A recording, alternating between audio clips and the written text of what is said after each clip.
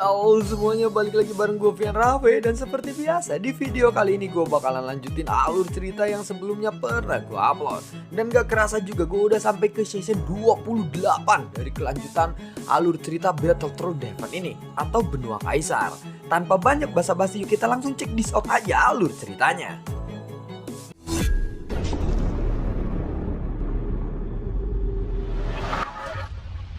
Di episode sebelumnya, Shen sedang berhadapan dengan Kai King yang memiliki kekuatan jiwa alam maya. Pada saat kata-kata Kai King itu keluar, dia pun langsung membentuk sebuah segel tangan kembali. Dan pada saat yang sama Shen bisa merasakan dengan jelas bahwa ada fluktuasi kekuatan jiwa yang memancar dari pria itu lebih kuat lagi. Bahkan hingga 2 kali lipat lebih kuat dari sebelumnya. Setelah mengetahui itu, Shen pun langsung berbalik untuk melihat ke arah Tai King dan juga Yu Xiao. Dan kemudian dia menyadari bahwa ketika pria itu menggunakan formasi sebelumnya, sebagian dari kekuatan jiwanya telah digunakan untuk menekan Tai King dan juga Yu Xiao. Pada saat ini, dia sepertinya akan menggunakan seluruh kekuatan jiwanya hanya untuk bisa sepenuhnya menekan Xiaoyan ini. Formasi 13 niat segmen. Di bawah formasi ini, aku telah membunuh 3 petarung immortality, dan yang paling lemah di antara mereka merupakan langkah keempat immortality. Hari ini seharusnya kamu bangga karena kamu akan menjadi salah satu korban dari formasi ini, ucap dari Kai King, atau si pria yang menggunakan kekuatan jiwa dari alam maya. Begitu Kai King selesai berbicara, tangannya tiba-tiba terentang dan ada garis-garis misterius yang muncul di udara. Garis-garis ini mengandung seni yang sangat menakutkan. Kemunculan 13 gerbang dewa ini pun lalu muncul. Setelah perlahan berputar di udara, kekuatan jiwa yang menakutkan di dalamnya pun langsung menyebar. Selain itu, gerbang-gerbang ini juga mengandung kekuatan yang misterius, dan Shen dapat merasakan jejak dari kekuatan jiwa itu. Namun dia tidak dapat memahami dengan jelas. Kekuatan misterius yang ia rasakan dalam formasi ini membuat Xiaoyan mengerti bahwa mungkin inilah arti sebenarnya dari kekuatan jiwa tingkat alam maya. Kekuatan jiwa ini bukanlah kekuatan jiwa yang sederhana, tetapi kekuatan jiwa ini memiliki arti yang sebenarnya. Ini adalah salah satu gambaran yang dibayangkan oleh Xiaoyan, dan ini masih hanya sebatas spekulasi saja. Namun Xiaoyan langsung menyilangkan tangannya dengan acuh tak acuh. Dongyan, segera periksa formasi itu lagi. Aku percaya kepadamu kali ini, ucap dari Xiaoyan sambil memandang ke arah Dongyan. Hah, sialan, kenapa aku harus bekerja keras hari ini, ucap dari Dongyan. Buar, 13 gerbang dewa berputar dengan semakin cepat, dan kekuatan jiwa yang kuat pun berubah menjadi tekanan yang sangat luar biasa ke arah Xiaoyan. Saat Dongyan melihat formasi ini, dia merasa sangat familiar. Tunggu dulu, aku ingat seharusnya ada 24 gerbang dari formasi ini. Ini adalah formasi dari 4 sekte Dantian. Namun kenapa sekarang hanya ada 13? Dan namanya juga sudah berbeda. Aku sekarang ingat, formasi yang kamu gunakan ini pastilah formasi yang palsu atau meniru skill itu saja, ucap dari Dongyan. Dan kata-kata ini akhirnya sampai kepada telinga pria itu. Setelah mendengar kata-kata itu, tubuh pria itu pun tiba-tiba membeku. Tentu saja, apa yang dikatakan oleh Dongyan ini bukanlah sebuah ucapan bualan belaka. Namun, itu benar-benar suatu fakta. Aku hanya mendapatkan pecahannya saja dan mengumpulkannya menjadi 13 sekte. Tetapi mungkin, meskipun begitu, formasi ini sudah cukup kuat. Dan ini cukup untuk bisa membunuhmu, ucap dari pria itu. Pria itu sudah terguncang hatinya, dan perubahan pada matanya pun terlihat jelas. Dia memandang ke arah Dongyan yang menjadi semakin ketakutan. Karena dia tidak pernah menyangka bahwa Dongyan akan benar-benar bisa menceritakan kisah 24 sekte immortal Dantian. Pria ini menemukan tangannya yang sangat keras, dan 13 gerbang surgawi itu telah menyelimuti ke arah Xiaoyan dengan kekuatan jiwa yang lebih kuat lagi. Bocah sialan, izinkan aku untuk mempelajarinya sebentar. Mungkin aku bisa menemukan formasi lengkapnya untukmu. Dengan kekuatanmu saat ini, Jika kamu bisa mempelajarinya, itu akan menjadi jurus yang sangat mematikan, ucap dari Dongyan yang berusaha untuk mengingat-ingat formasi itu. Kali ini, Dongyan tidak memilih untuk menghancurkan formasi itu secara langsung, karena dia ingin memeriksa formasi itu terlebih dahulu. Dengan cara menembus formasi itu, dia akan bisa memahami formasi ini dengan sangat jelas, dan kemudian mengajarkannya kepada saya. Shen hanya mengkerutkan keningnya saja saat mendengar kata-kata Dongyan itu. Ini bukanlah sebuah batasan formasi biasa, tetapi memerlukan kekuatan jiwa alam maya yang sangat kuat. Bagaimana caranya Shen bisa bertahan untuk bisa menahan serangan dari formasi itu? Dongyan, cepat hancurkan saja formasi itu, karena aku tidak membutuhkan formasi untuk dijadikan jurus untukku, ucap dari saya. Tentu saja Dongyan tidak mendengarkan kata-kata Shen itu. Dia terus memeriksa formasi itu dengan lebih lengkap. Namun, tekanan spiritual yang datang dari 13 gerbang surgawi ini pasti akan dapat menghancurkan jiwa Shen secara langsung. Shen pun harus menggunakan kekuatan ribuan jiwa dari klon bocah gemuknya untuk menghadapi serangan formasi ini. Sebenarnya Shen tidak ingin menggunakannya. Pertama, karena kekuatan klon bocah gemuk perlu diisi kembali oleh jiwa-jiwa. Dan kedua, karena dia merasa tidak ingin menyia-nyiakan kekuatannya hanya untuk menahan sebuah formasi seperti itu. Bagaimanapun, masih ada pertempuran yang lebih intens yang akan menunggunya di masa depan. Dengan adanya 5 prajurit dunia Taisu yang lebih kuat di menara ini, dan juga termasuk dengan Zhu Hao dan semua klonnya, ini tentu saja akan membuat Shen harus bertarung dengan lebih waspada dan pasti membutuhkan sumber daya yang lebih banyak.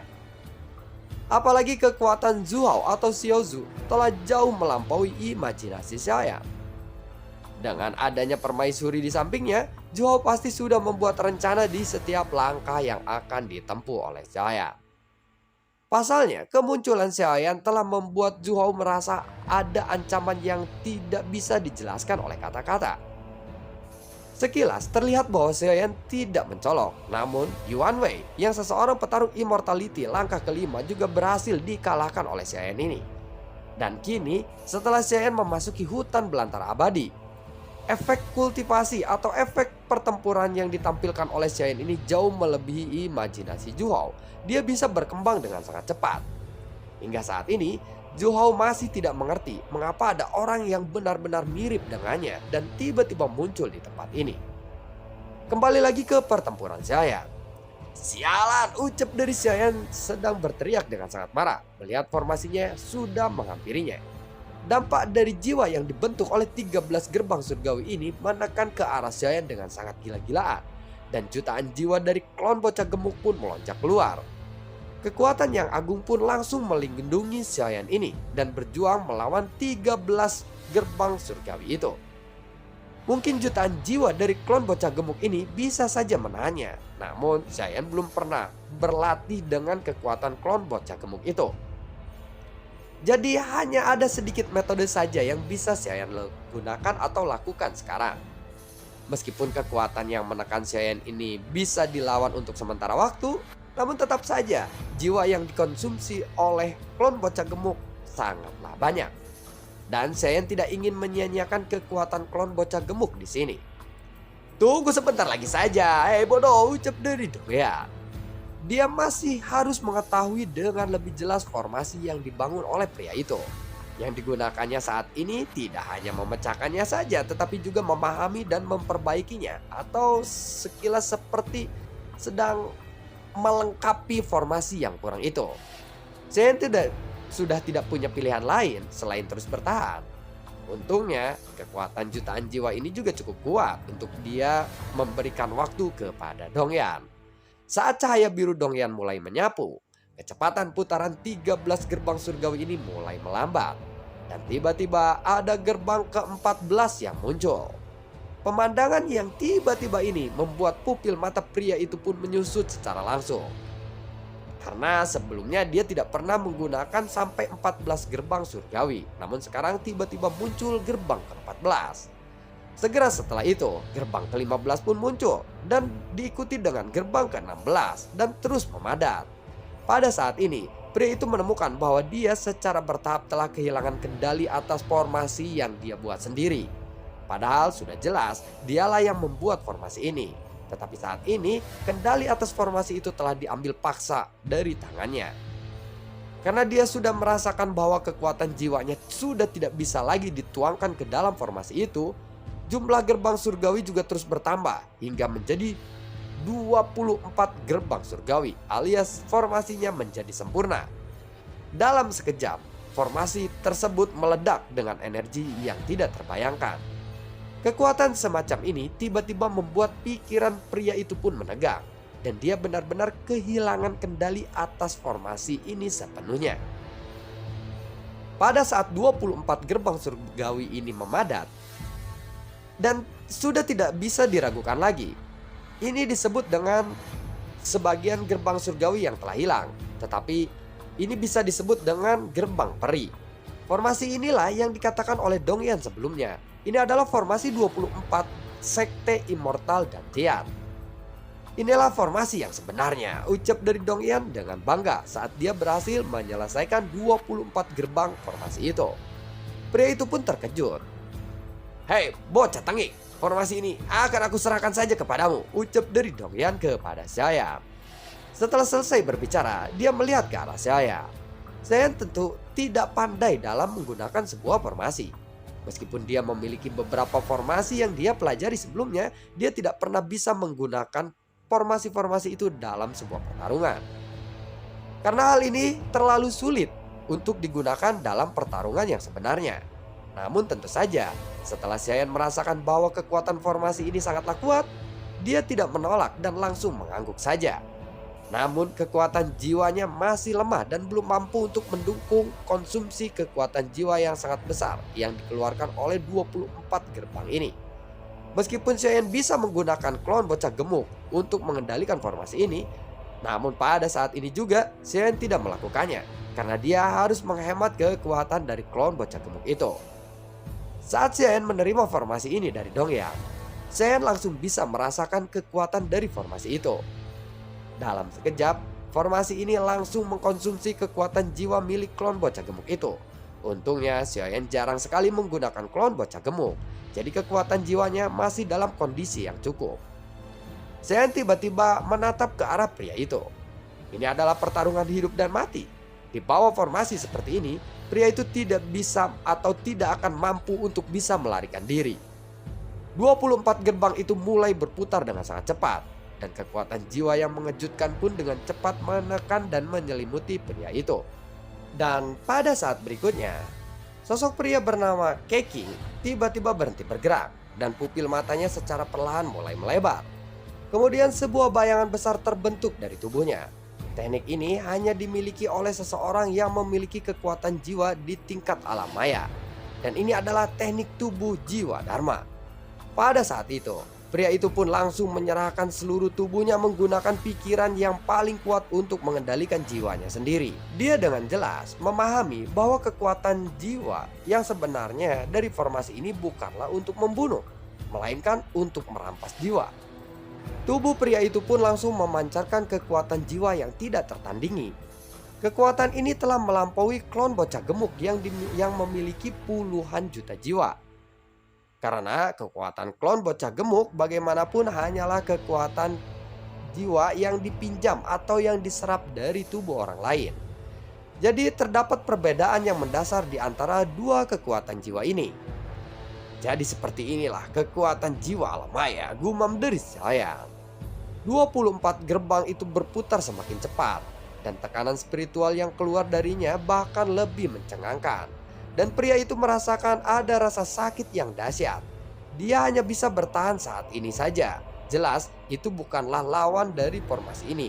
Jadi dia hanya bisa bertahan beberapa saat saja saat dia melihat ke arah formasi itu. Dan sepertinya memang dia bukanlah lawan dari 24 formasi gerbang ini. Dan melihat adegan ini, Xiaoyan pun juga terkejut. Dia jelas merasakan kekuatan yang sangat luar biasa dari 24 gerbang formasi itu.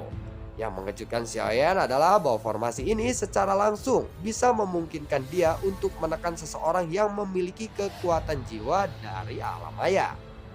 Xiaoyan yang awalnya tidak terlalu tertarik dengan formasi tersebut, tiba-tiba merasa bahwa formasi 24 gerbang sekte immortal ini adalah sebuah metode yang sangat bagus. Tentu saja, Shen juga pasti bisa menggunakan secara optimal formasi ini ketika kekuatan jiwanya dapat mencapai tingkat alam maya di masa depan. Namun bagaimanapun juga, lawannya ini adalah lawan yang kuat yang memiliki kekuatan jiwa alam maya. Dan pada saat ini, dia secara bertahap telah memasuki keadaan yang gila. Kekuatan jiwa yang benar-benar ingin menghancurkan formasi 24 sekte immortal dan Tian. Bagaimanapun juga, formasi ini sekarang telah menunjukkan kesempurnaannya. Dan namun di bawah tekanan kekuatan jiwa alam maya milik Keqing, sepertinya formasi ini terlihat akan runtuh. Melihat itu, Keqing pun langsung berkata, "Sangatlah mustahil untuk bisa mengalahkanku hanya dengan formasi itu saja. Aku pasti akan bisa menghancurkannya," ucap dari Keqing. Hanya dengan mendengar teriakan Keqing, telinga Xiaoyan pun langsung berlumuran darah. Terlihat bahwa serangan balik dari Keqing tidak boleh dianggap remeh. Xiaoyan pun menjadi tidak ragu-ragu lagi untuk mengeluarkan sejumlah besar kekuatan jiwa dan dituangkan ke dalam formasi itu. Tanda-tanda kehancuran atau keruntuhan yang disebabkan oleh Keqing kepada formasi itu tiba-tiba menjadi mulai stabil lagi. Dan ada tekanan spiritual yang kuat yang melesat ke arah formasi itu. Dan tekanan itu berasal dari Keqing. Tubuh spiritual Keqing pun ikut bergetar karena dia sekarang merasakan bahwa formasi itu menjadi lebih kuat lagi. Ngomong-ngomong soal formasi, dulu orang yang membuat formasi ini menangis dan memohon kepadaku sambil berlutut. Jadi akulah yang membuatnya dan menyelesaikan formasi ini, ucap dari Dongyan. Saat ini, Lao Sheng dan dua orang lainnya memandang ke arah pria itu dan menjadi semakin gugup. Sepertinya ada yang tidak beres dengan saudara Keqing, ucap dari Lao Feng. Mereka secara alami dapat melihat situasi pertempuran itu. Apa yang harus kita lakukan sekarang, ucap dari Yuhu. Aku khawatir Keqing akan bisa dikalahkan oleh orang itu. Kita harus segera mundur. Kalau begitu, jika Keqing mati, kita tidak punya kesempatan untuk melarikan diri, ucap dari si Lao Sheng. Apakah kita akan meninggalkan saudara Keqing? Sudahlah, ayo cepat, kita mundur saja, jawab dari Lao Sheng kembali. Setelah mengatakan itu, mereka bertiga bersiap untuk melarikan diri ke dalam kabut abu-abu. Dan mereka berencana untuk segera pergi dari sana. Hanya dengan naik ke lantai yang lebih tinggi saja, mereka dapat sepenuhnya pergi dan meninggalkan pertarungan ini. Tetapi pada saat ini, cincin penyimpanan di tangan Lao Sheng tiba-tiba bersinar terang. Dan ada tali penyegel iblis merah dan muncul keluar lagi. Tanpa basa-basi, ketiga orang itu pun langsung diikat menjadi satu. Dan mereka bertiga terkejut. Kenapa tali yang mereka miliki malah mengikat mereka sendiri? Sialan, apa yang dilakukan oleh tali ini? Jika kamu tidak ingin dikendalikan olehku, kamu boleh pergi kemanapun yang kamu mau. Tetapi tidak perlu mengikatku seperti ini, ucap dari Lao Sheng. Lao Sheng sangatlah marah, sehingga dia bahkan menghapus tanda pada tali penyegel iblis itu dan mengubahnya menjadi benda tanpa pemilik atau benda tanpa tuan. Lihatlah, kamu sudah bebas sekarang, biarkan aku pergi, ucap dari Lao Sheng kepada tali penyegel iblis itu. Namun, tali penyegel iblis itu tetap tidak bergerak. Tali ini masih mengikat mereka bertiga bersama-sama. Tepat ketika Lao Sheng tidak marah lagi, tanpa diduga, ada sosok cantik yang berdiri di depan mereka. Dan sosok ini sedang menggendong kelinci di pelukannya. Jangan terburu-buru pergi seperti itu. Kalian telah melakukan sesuatu kepada suamiku sebelumnya, bukan? Jadi, tidak ada yang bisa pergi sekarang, dari sang permaisuri sambil melihat mereka bertiga. Segera setelah permaisuri selesai berbicara, tali penyegel iblis itu pun mengikat ketiga orang itu dengan lebih keras. Kalau begitu, aku akan melakukan sesuatu yang kejam kepadamu, ucap dari Lao Sheng. Dia sangatlah marah dan kekuatan immortality-nya langsung melonjak. Sepertinya dia berniat untuk menghancurkan tali penyegel iblis ini. Namun ketika Lao Sheng hendak mengambil tindakan, permaisuri melambaikan lengan bajunya dan aroma harum berhembus ke arah mereka bertiga. Untuk sesaat ketiga orang itu pun langsung tertegun. Mata mereka berubah menjadi sebuah obsesi yang tidak terbendung lagi ketika melihat permaisuri hanya melambaikan tangannya saja. dan mereka bahkan menyerah untuk berjuang, seolah-olah permaisuri ini memang bisa menghipnotis siapa saja, apalagi seorang pria. Lalu permaisuri pun tersenyum dan matanya yang indah melihat ke arah Zayan. Seperti seseorang naipomaniak. Iya, itu coba dicari saja di Google. Apa itu arti dari naipomaniak? Lalu bagaimanakah kelanjutan ceritanya? Nantikan video gue berikutnya dan semoga sehat selalu untuk kalian. Gue juga tidak lupa untuk selalu ucapin terima kasih banyak untuk kalian semua yang sudah mendukung channel ini dari dulu hingga saat ini. Dan gue juga selalu ucapin terima kasih banyak untuk kalian semua yang sudah mensupport channel ini lewat link Saweria di bawah kolom deskripsi. Sampai ketemu lagi di video gue berikutnya. Assalamualaikum dan sampai jumpa. Dadah.